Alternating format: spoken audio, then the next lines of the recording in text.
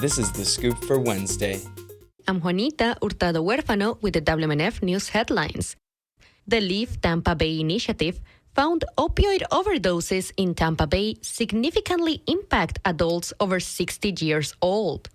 The organization has been partnering with grassroots programs to reduce opioid addiction-related deaths.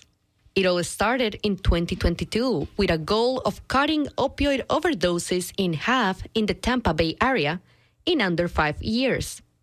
CEO Jennifer Webb says that goal is closer than ever. We are at 46.6% of a reduction in the opioid overdose death rate in 4 years. That's thousands of lives saved. That's tens of thousands of families who will not have to experience, family members who will not have to experience the pain that so many of us felt. Leave Tampa Bay and their partners target the highest overdose zip codes with street outreach workers, 24-hour recovery housing, and hospital bridge programs that provide long-term services. When you want help, it's rarely from 9 to 5 business hours. It's 7 o'clock in the morning after a terrible night out, or on the weekend when you finally had some major consequences for your substance use disorder. And so we wanted to be able to meet that desire to get into recovery at the moment that it happened. The coalition is now looking for community input on where their efforts should go next.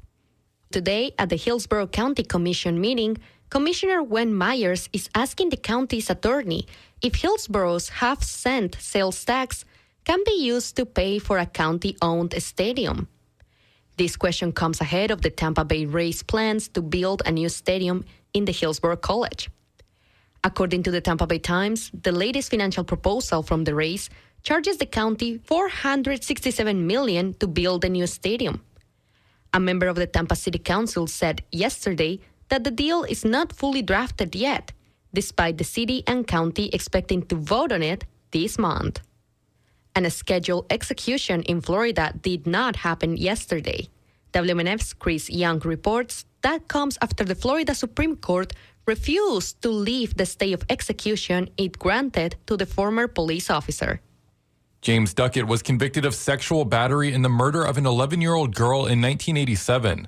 His legal team requested DNA testing, which they hoped would clear Duckett, and the results were inconclusive. Florida's Attorney General then requested the stay of execution be lifted, but the Florida Supreme Court refused. Grace Hanna is the executive director for Floridians for Alternatives to the Death Penalty. So it's very rare, particularly in Florida, where we have gone from having very few executions to having a pretty phenomenal pace of executions over the past year. Meanwhile, on Monday, DeSantis signed a death warrant for James Ernest Hitchcock. He was convicted of raping and murdering his brother's 13-year-old stepdaughter in 1976. Chris Young, WMNF News. A federal investigation report on a 2024 plane crash in Clearwater was released yesterday. The crash killed the pilot and 2 people inside a mobile home. According to the Tampa Bay Times, the pilot's inability to find the Clearwater airport exacerbated an emergency. The small plane was already experiencing an engine compartment fire due to a partially loose fuel hose. The report claims this leak was caused by improper maintenance. The Florida Department of Education is preparing to update the rules covering excused absences for religious instruction and holidays.